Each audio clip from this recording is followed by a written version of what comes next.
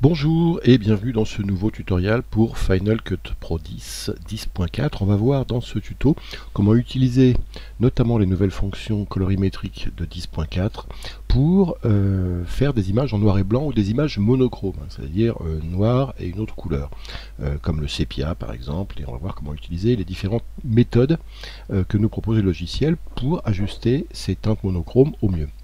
Première des façons, la plus simple, c'est utiliser une autre couleur ou même un réglage couleur traditionnel ici et aller en saturation et baisser la saturation. On peut ensuite aller dans l'exposition et s'amuser à remonter les niveaux par zone, comme on le ferait sur une image pour jouer sur le contraste de manière classique.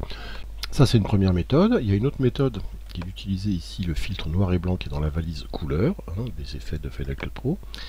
Et vous voyez, on peut jouer ici sur la montre, la quantité de l'effet noir et blanc.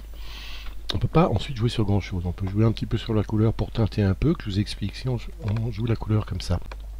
Si on affiche la roue de couleur et qu'on passe sur les curseurs RVB, vous voyez que ce noir et blanc il est composé d'une bonne dose de rouge, une double dose de vert et une dose plus faible de bleu. En fait ça correspond au modèle YCBCR qui était la manière de représenter l'espace colorimétrique vidéo sur l'espace colorimétrique couleur sur les télévisions en noir et blanc. Quelle dose de vert, de rouge et de bleu on affectait pour composer le signal noir et blanc, et c'était cette équation là. En fait l'équation c'était Y, la luminance est composée de 0,3 rouge, 0,6 vert et 0,1 bleu. C'est cette équation qu'on retrouve à peu de choses près ici. C'est notamment, il y a une prédominance du vert qui est représentée de manière plus lumineuse que le rouge ou que le bleu, ce qui explique, si vous vous souvenez, enfin pour ceux qui ont connu, c'est mon cas, les matchs de foot à la télé en noir et blanc, la pelouse elle était très claire et les joueurs on les voyait bien dessus parce que le vert est surreprésenté par rapport au rouge et au bleu dans le noir et blanc classique de la télévision. Tout ça pour vous dire quoi, que si on passe sur la roue de couleur ici, on peut s'amuser à changer la composition, vous voyez ici, du noir et blanc. Là par exemple, vous voyez que mon ciel, il est très clair, alors qu'à l'opposé ici, il est très sombre, parce que j'ai donné une prédominance au rouge dans l'équation qui me permet de faire le noir et blanc. La couleur de départ, on rappelle, c'était à peu près par là, ça c'est le noir et blanc classique de la télévision.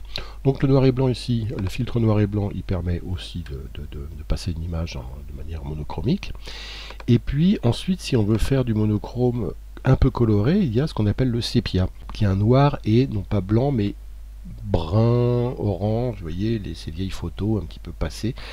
Et alors on a deux filtres sépia. Le premier ici, si je l'applique, regardez, j'ai coupé le plan de ma roue en deux pour montrer la différence. C'est celui-là. Et le deuxième, c'est le sépia avion. Je vais l'appliquer sur l'autre plan, c'est celui-là.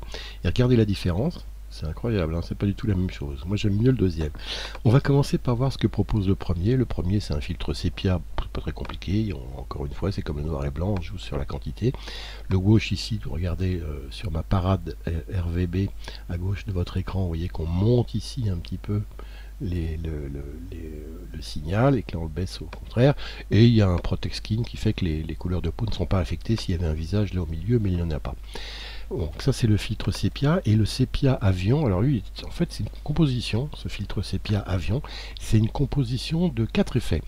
Il y a d'abord un premier réglage couleur, un premier étalonnage ici qui joue sur le contraste de l'image, un autre ici qui c'est le filtre broadcast safe qui permet de limiter les niveaux pour pas que ça dépense les 100 mV ou les 100 IRE ici.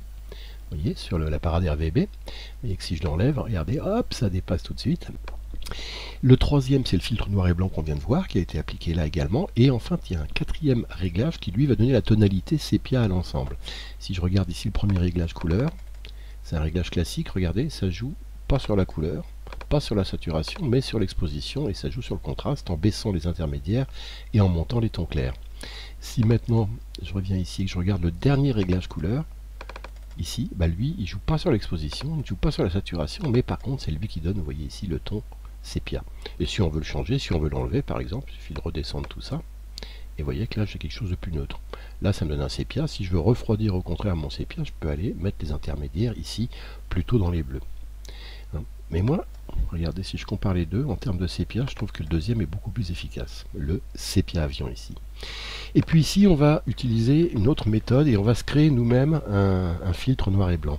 Comment? On va commencer sur ce plan par appliquer une courbe de couleur.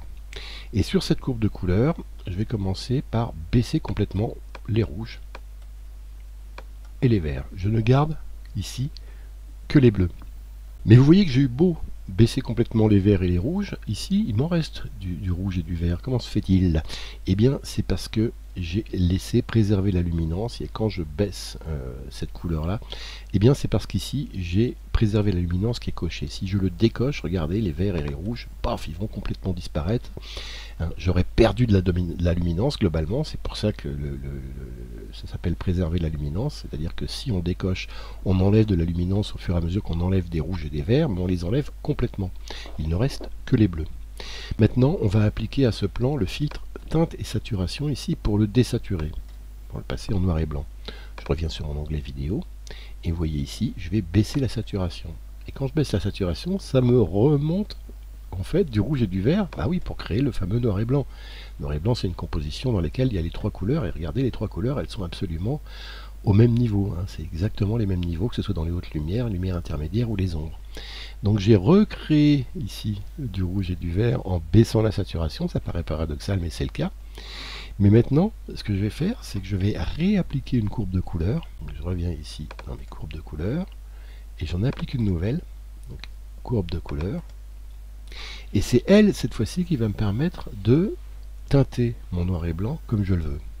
D'abord, je peux m'amuser à, hop, regardez ici, mettre un petit peu, voilà. Hop, régler le contraste de manière un peu plus forte, comme ça, voilà, j'ai vraiment un beau contraste, l'image est plus belle là. Et maintenant, je vais m'amuser, par exemple, si je veux réchauffer l'image, hop, je rajoute un petit peu de rouge et de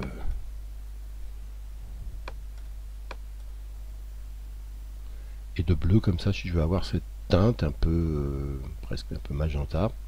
Regardez ici, ou au contraire, je peux m'amuser à enlever du rouge si je veux rajouter un peu de bleu vert, enlever ici du bleu si je veux forcer sur le vert, ou au contraire forcer sur le bleu ici en enlevant aussi un peu de vert comme ça. Oui, je peux trouver toutes les teintes monochromes que je veux en m'amusant, une fois que j'ai fait ça, avec cette deuxième courbe de couleur. Donc j'ai une première courbe de couleur, vous voyez ici, qui a isolé une couleur. Ensuite, avec la saturation, je suis passé en noir et blanc, et ensuite avec ma deuxième courbe de couleur, je m'amuse à faire tous les réglages que je veux. Et ici, par exemple, je peux enregistrer le pré-réglage d'effet et l'appeler, par exemple, monochrome. Je vais l'appeler, par exemple, monochrome. Vous voyez, je le mets dans une catégorie qui est catégorie pré-réglage de la couleur. Et je garde les trois effets que je viens de créer. Et hop, non, j'ai ça. Et si je veux m'amuser, par exemple, sur cette image, je vais enlever le filtre noir et blanc. Je vais aller cette fois-ci dans hop, la valise pré-réglage de la couleur, donc pré-réglage de la couleur. Et voyez ici, parmi tous les effets qui me sont proposés par défaut, il y en a un nouveau ici qui s'appelle monochrome. Et vous voyez que je peux l'appliquer, hop, directement sur mon plan.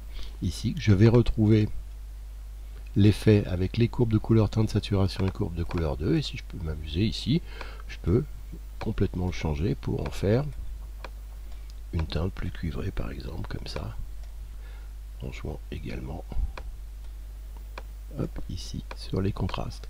Donc je peux le ressortir et le personnaliser à ma manière. Voilà, merci et à bientôt.